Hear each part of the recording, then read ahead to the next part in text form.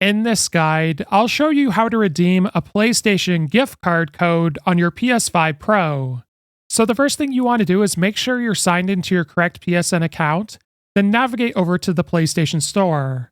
Then, what you want to do is go up and over to the three dots in the top right corner, which is More. And from here, you want to select Redeem Code.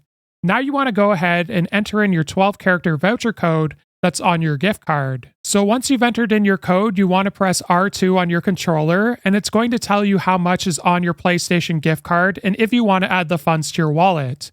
You can also see a rundown at the bottom. So I'm going to select Redeem Now, and it's going to redeem on the account, and it'll say you've added funds to your wallet. It now contains X amount.